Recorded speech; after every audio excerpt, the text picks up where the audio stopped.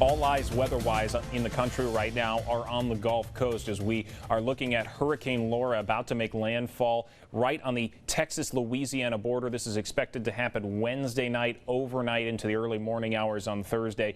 Category 4 storm right now. It is rapidly strengthened in the last 24 hours, and it could bring devastating rain, wind, and storm surge to this region here, which is no stranger to hurricanes, but this still could be one of the most powerful we've seen there in years as we take a look at the track over the next few days here. It will weaken once it makes landfall, but the next 24 hours are going to be critical when we talk about Hurricane Laura and the damage that it may cause.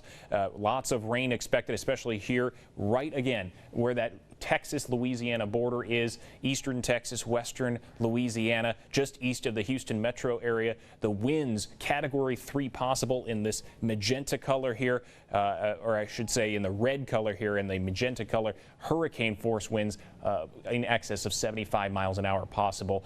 Could see gusts well over 100 miles an hour. So very dangerous storm out there in the Gulf. Much different story out in our neck of the woods here. We're not looking at any low pressure, really, just that high pressure ridge just to the east of us over the Four Corner states.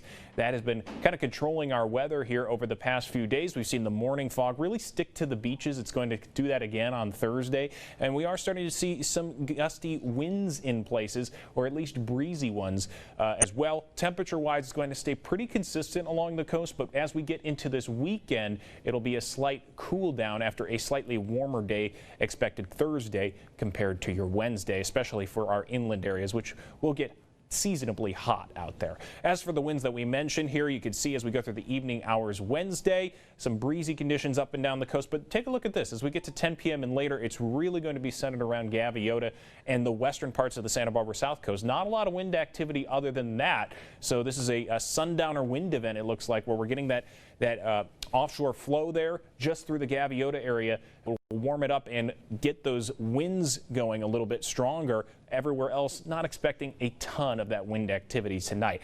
We will see the fog start to build in. This is underselling it a little bit. This should cover most of the South Coast and the Ventura County coast as well. But as we get into the morning hours, we'll see those clouds even as far inland as the San Ynez Valley. Temperatures in the mid 70s there for your morning, but it will clear out to sunshine by the time we get to 11 a.m. noon or so.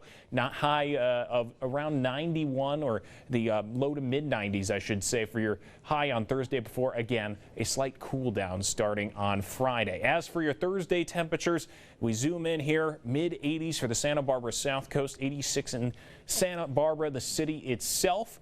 Again, the 90s we mentioned in the San Ynez Valley, mid 70s for Orcutt, Santa Maria as well. San Luis Obispo looking at temperatures in the low 80s expected, up into the 90s for the interior valleys, cooler by the coast, and even Ventura County still on the warm side for Oxnard and Ventura. Same goes for Ojai, just a little bit warmer than what we saw on Wednesday. Tune into News Channel 3 and News Channel 12 tonight at 11 for a live weather update.